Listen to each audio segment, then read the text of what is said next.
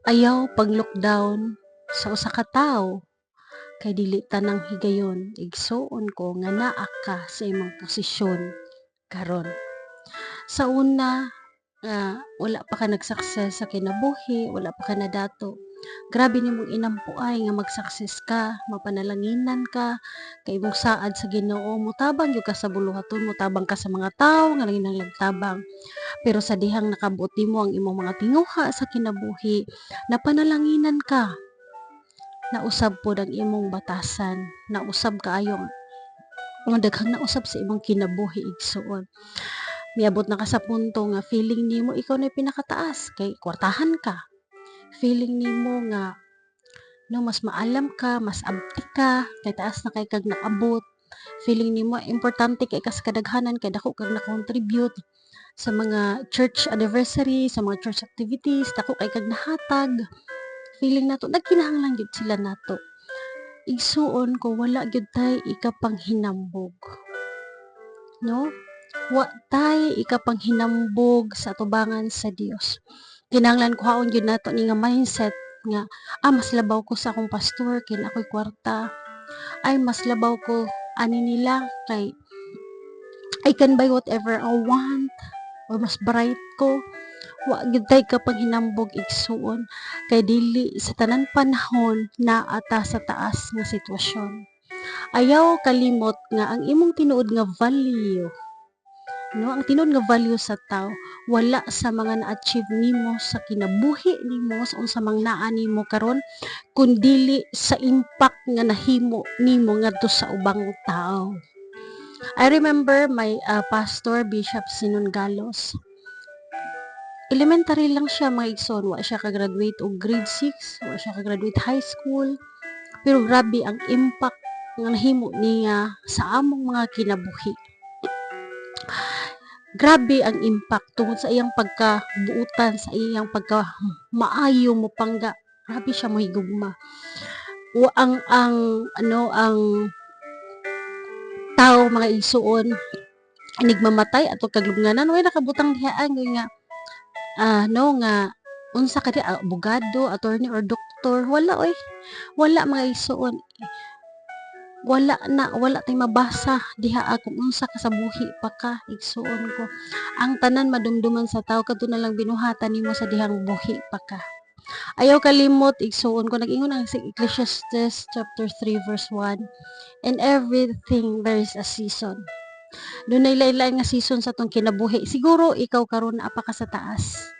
So pero posible nga maabot sa imong kinabuhi, no, maabot ang panahon nga kung di ka magbantay, grabe na kay kakataas, grabe na ka mo pasigarbo nga ang tao nga imong gikatawan, ang tao nga wa nimo respetuha, giyano-yano nimo, mao na po'y ipataas sa Ginoo.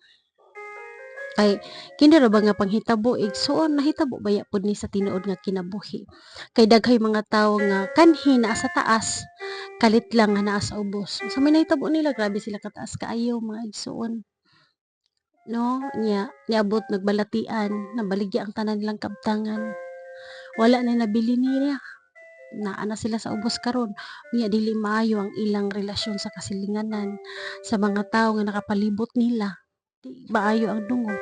Mas nindot gyud na mga igsoon nga dili man gyud ta inana no ka successful sa kinabuhi. Importante nga kabalo gyud ta makisama sa atong isig ka tawo while waiting sa panalangin nga giandam sa Ginoo para nato. Wala tay kapanghinambog no kung unsay naa nato karon ka alam, kusog, imong kaanyag, wa gyud tay kapanghinambog. Kay kining atong kinabuhi dili man ni ato, wa ta pud ta kabalo unsay dangatan sa unahan. Wala ta makabalo unsay plano sa Ginoo sa unahan. Dili ta wala ta kasiguro siguro kung unsay hangtod karon sa alang ang atong kinabuhi ning kalibutan na. Ang kung naa kay nindot nga business karon wa ka kabalog mulungtad ba na. No, ang imong health wa ka kabalong nagkatawa pa ka karon pagkaugma matingala na naa sa ospital. So di gyud nato matag-an ang dangatan sa atong kaugmaon. Ang importante lang jud no nga atong i-maintainer kini atong imahe sa atong isikatawo nga maayo ta sa kasdaghanan sa atong pamilya. Dili lang pod nga maayo ta sa uban pero sa atong pamilya dili ta maayo. Dapat maayo ta sa tanan mga igsoon mga tawo nga nakapalibot nato. Labaw sa tanan ngadto sa Ginoo. Kinahanglan i-maintain nato ang self-image nato sa uban. Dili nato tugutan nga tunod sa mga butang nga nakabaot nato mausab na ang atong mga batasan. Mangilad na tungod sa mga naabot sa kinabuhi. Ayaw panghinambog nga tungod nimo. Kung dili tungod nako, dili na ka maka-graduate, kung dili tungod nako, wala na kay maabot. Nahinana ka tungod nako. Igsuon ko kung unsay naa nimo dili pud na imo. Instrumento lang ka sa Ginoo nga gigamit to bless those people. Kay kung dili ta magbantay kanang naa nato karon, pwede nang kuhaon sa Ginoo anytime ug ibutang ihatag na pud niya sa uban igsuon.